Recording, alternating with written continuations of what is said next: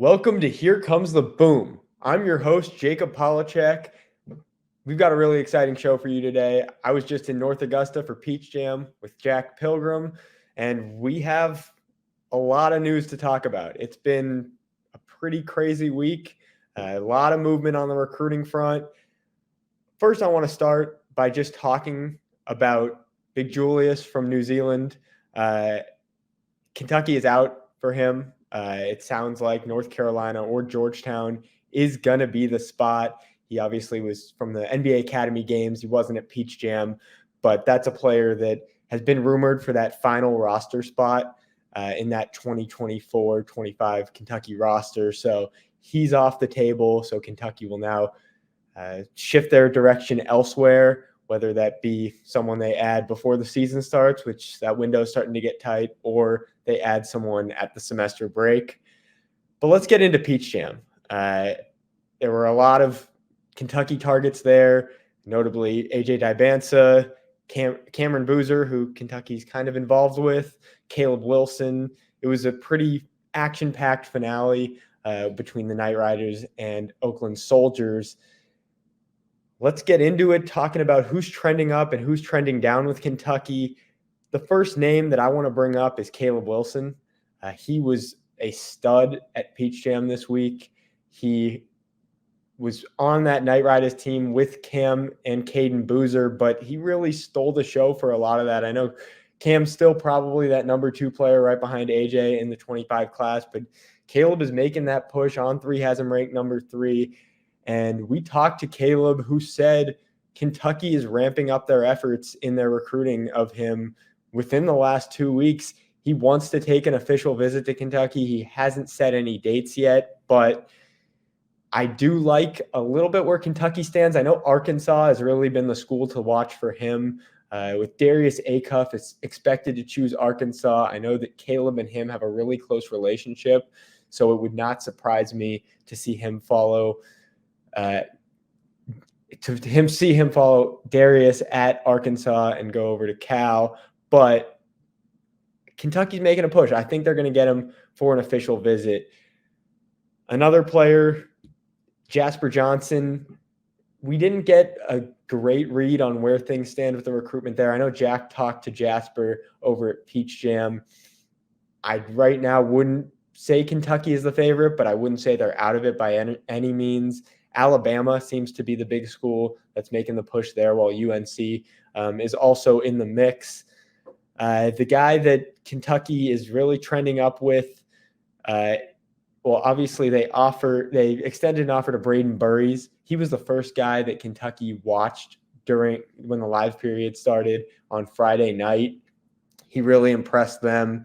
I know that he plans on taking an official visit to Kentucky sometime in the fall, and he's looking to make a decision in January. That's a player to watch out for. I know the California schools, USC, UCLA, they're making a push, and I believe Duke is in the mix there. You've got Chris Sinak, who's on the Puma circuit. He seems to be Kentucky's main target on the Puma circuit. Mark Pope had a pretty eventful start to the live period, going to Adidas, checking out a guy like Michael Brown, Darren Peterson, then going to Puma in Indiana to see Chris Sinak. I know Eric Reeby is also another name that they're looking out on Puma, but I think Chris Sinak is probably their main target from that circuit. And then Pope made it to Peach Jam on Saturday morning to watch a whole lot of targets. Talking about who Kentucky might be trending upwards for, Malachi Moreno. He's a guy that obviously local guy, goes to Great Crossing. Kentucky has been in the mix for basically as long as his recruitment, especially once Pope became the head coach. It seemed like they ramped things up there. He's been on an unofficial visit. He's supposed to take an official visit for Big Blue Madness. I heard a lot of good things this weekend about Kentucky's chances with him. I think that Kentucky has been trying to land a commitment pretty quickly. I think that that's kind of why Eric Reeby has been in the mix, trying to say, hey, we want a commitment from a 25 center quickly. We're looking at these two guys, but Malachi is probably the number 1 target at that position. The other guy that I've heard a lot about Kentucky's chances is Braylon Mullins. He just released, I believe, a top 10, but the two schools that are most in the mix are probably Kentucky and Indiana. Indiana, is obviously the local school, the in-state school with him. They've been pushing for a very long time. They've invested a lot of resources into recruiting him, so they're going to put a lot of effort into that. But Kentucky's really emerging as a late option. He's supposed to take an official visit sometime in the fall. I know Zach Gagan over at KSR set a date for that. So he's someone that I heard a lot at Peach Jam. Kentucky is in a good spot. So he could be that first commit in Kentucky's 2025 class. I know everyone's kind of waiting to see what's going to happen with that. Another player trending up with Kentucky, Tunde Yesufu. The interesting thing with him, we talked to him over at Peach Jam, and he was originally supposed to visit Kentucky for an official visit on August 1st, but the staff asked to push that back. You don't see that very often where the staff is asking to push back an official visit, but they wanted to be his last official visit. So I know he set an official visit to Baylor, supposed to visit a few other schools, but he hasn't set dates for those yet. Kentucky's probably going to be the last official visit based on what he said, and that puts them in a good spot to close things out. I know that he could be someone where the price is pretty high NIL-wise. That could be a difficult one to land given how many guys they want in this class. But Kentucky's in a good spot. He really likes Kentucky. Kentucky really likes him. I expect to see him on campus for that last official visit. Let's talk about number one player in the country, AJ Dybantsa. He's the one that he's really the top recruit in this class. He's the guy that everyone wants. He's got 32 offers, I believe. He's talking to his dad this weekend at Peach Jam. He's supposed to cut down his list to, I believe, around maybe 6 to 7 schools, maybe 5 to 6 schools, and then take official visits in the fall. He wants to commit in February. Kentucky is a school that I do expect to be on that list to get an official visit. The question with him is NIL. He's probably going to have the highest NIL asking price of any high schooler, maybe ever. You're investing, if you want to get him to commit, you're investing a lot of resources into AJ, and that might hinder your efforts to recruit the rest of this class, especially if you want to get 4 to 5 guys. Even if you want to get 3 to 4 guys, they might have to be some 4 stars rather than getting a lot of 5 stars, because you're going to have to commit a lot of resources to AJ if you want to land him. Caleb Wilson, we talked about him. Once he gets, if they can get him on campus, that will be very good for Kentucky, but Arkansas is probably the school to beat there. The interesting thing with him is he's still in the process of choosing a high school for next season. So we'll see how that affects things. If it's a high school that maybe he plays with some other Kentucky targets, maybe he plays with AJ Dybantsa over in Utah. Montverde has a lot of guys that Kentucky's going after, or maybe he just stays at Holy Innocents out in Georgia. Now, kind of talking about some new names to watch. Really, the big one is Braden Burries, since he picked up that offer. He's the big name to watch in 2025. But talking about 2026, this live period has seen them ramp things up with 2026s. Going into the live period, they only had one 2026 offer out there, and that was to Tyron Stokes, the number 1 or 2 player in the class, depending on which service you look at. Now they've really started to ramp things up. Mika Murinen is the new name that's come up, and he really impressed in the U16 Peach Jam finals with Brad Beal Elite. He had an amazing game shooting the ball. He's I believe, 6'10" power forward, and he can really shoot the ball, get to the rim, can do everything you want in a modern day power forward, and you're going to hear it a ton. He's perfect for Pope's offense. Kentucky offered after watching him play. Both Mark Pope and Jason Hart were courtside for that game. I expect Kentucky to get a visit. He was pretty quiet about what schools are recruiting him. I know Illinois is involved, but outside of that, he tried to remain pretty quiet about the schools involved. Brandon McCoy, If Tyron Stokes isn't the number one player in the class, it's probably Brandon McCoy. We talking to a source about him. He's probably going to visit for an unofficial visit sometime in September or October. They want to go see a practice and kind of get to know Lexington. I think they want to visit before they go see a game for probably an official visit during his senior year. They just want to see kind of a day in the life of a Kentucky student, of a Kentucky basketball player. Not you get the highs of a basketball game, but if you come in for a practice, you get to see what that everyday life is. And Brandon McCoy is someone that wants to see that. He's not focused on the glitz and glamour of an official visit. He'll get that his senior year. Everyone gets that. But he wants to see what it looks like on just a normal day. Jaden Johnson was a player, obviously a local player from Newport. He was a player that Kentucky watched, and I know Jack Pilgrim talked to him. Kentucky has been in on him, but like I said, 2026 is they're moving slowly. So taking their time with 2026 is only, I believe, 2 offers out right now. I'm sure there will be a few more in the next few days, but those are really the main 2026s to watch. Now let's go ahead and talk to On3 national recruiting analyst Jamie Shaw to talk about some of the guys that he saw at Peach Jam, breaking down their games, and maybe some new names that we haven't talked about yet. I'm now joined by senior On3. All right. Welcome back.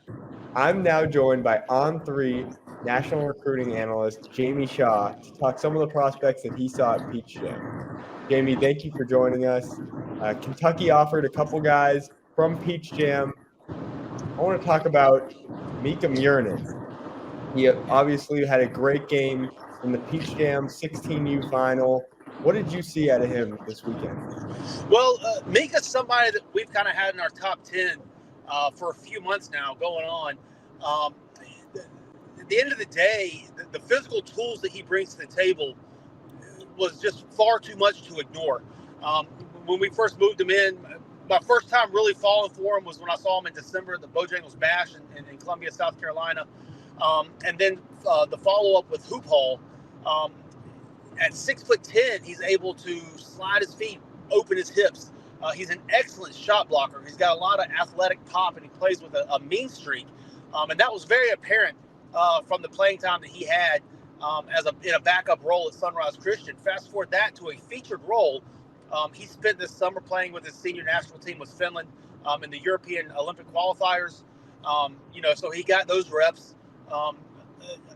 And now he comes back to play 16U with his Brad Beal elite team, and he just looks the part. He has excellent, just overall skill set. He's able to straight line drive to the rim, knock down jump shots. He's able to create in the mid post and high post opportunities. He's got great basketball lineage, with both his parents being players as well. So there's just so much there. Especially the way, the fluid way that basketball is being played today at the highest levels. That Mika Murnin, a top 10 player for the past few cycles for us for 2026, plays his own age group and shows out.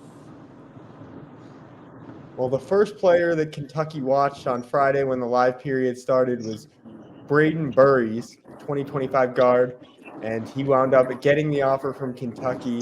What stands out to you about his game? With Burries, it happens to be his pace. He won't wow you with his athleticism. He's not going to do any of that, but he's able to be confident on the ball in the half court. He's able to get a player on his hip with a change of direction, and he's able to finish through contact. He's got a very mature game, and I think that's what sticks out the most. And he continues to show out, no matter the stage, no matter the spotlight. He continues to show that mature game, which leads to a lot of production at a lot of the highest levels. And over on KSR Plus, we wrote about a guy, 5-star guard, Brandon McCoy, who's looking to visit Kentucky sometime in the fall. What stands out to you about his game? Well, Brandon McCoy showed to me this week, he's the number 1 player in the class for On3 currently for 2026. What he showed is he could possibly be the best perimeter defender in the country. And that's not coming lightly, especially at the point of attack. Maybe when I say perimeter defender, because we're about to talk about Caleb Wilson too. So he's got a saying in that. Brandon McCoy is in the conversation for the best point of attack defender in the country.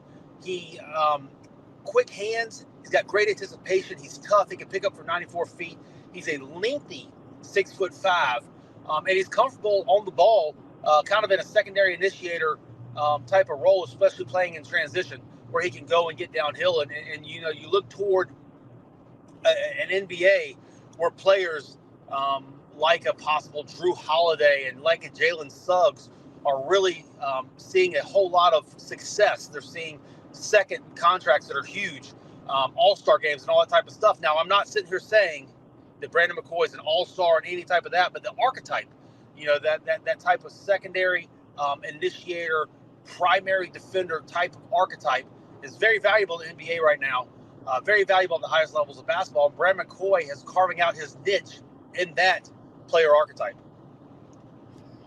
And you mentioned Caleb Wilson playing on that Knight Riders team, playing alongside Cam Boozer and Caden Boozer. He really was a standout from this Peach Jam. What did you see in his game, and how do you think he was able to stand out on such a loaded team? Well, right now we have Caleb Wilson ranked number 3 overall in the 2025 class. But what was so just amazing about these last couple months after his move to the Knight Riders program has been his reinvention as a player. Caleb Wilson has become a defensive stopper. He has become possibly the top wing defender in this entire class. And when you look at his player archetype at 6'8", when you